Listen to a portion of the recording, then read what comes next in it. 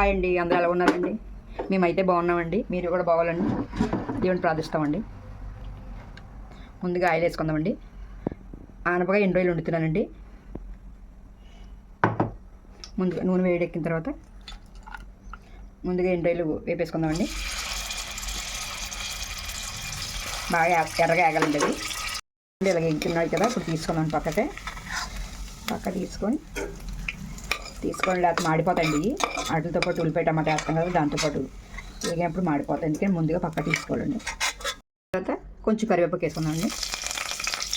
కొంచెం వేసుకున్నప్పుడు ఉల్లిపాయలు వేసుకున్నానండి. ఒక 2 ఉల్లిపాయలు తీసుకున్నానండి. 2 టమాటాలు, 3 పచ్చిమిర్చి అండి. మనం తిన్న దాన్ని బట్టి కారం. అవి కొంచెం వేగిన తర్వాత అప్పుడు టమాటా వేసుకున్నామండి. ఇవన్నీ కొంచెం కలర్ మారుతున్నప్పుడు టమాటా వేసుకున్నామండి. ఈ కుక్కర్లోనే వండుకోవాలండి. ఆనపకాయ కదండి, కొంచెం అంటే ముక్కలు కాకుండా కొంచెం ఉడుతుందండి బాగా. ఆనపకాయ కూడా వేసుకున్నామండి. కుక్కర్లోనే కదండి, మొత్తం అన్నీ వేసుకున్నామండి.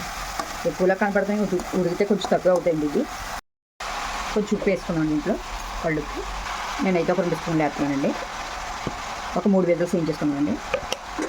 ఒకసారి ఇలా కలిపేసుకున్నానండి. మంట మీడియంలో పెట్టి ఒక 3 విజిల్స్ వేయించుకున్నామండి. వాటర్ వేసుకున్నామండి. సరిపోతుంది. మూత పెట్టేసుకుందాం. మూత పెట్టుకున్నామండి. ఒక 3 విజిల్స్ వేయించేద్దాం మీడియంలో మంట. 3 విజిల్స్ అయిపోయినాయండి, తీసేద్దాం. ఇదిగోండి, ఇలాగ ఉండగానే మనం 2 రోజులు వేసి పక్కన పెట్టుకున్నాం కదండి, అవి వేసుకున్నామండి.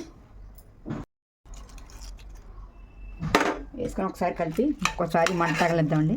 కొంచెం దగ్గర పడితే అప్పుడు ఈ టేస్ట్ అంతా ఆనపకాయ కూడా పడుతుందండి, చాలా బాగుంటుంది. ఒకసారి అయిపోయిందండి.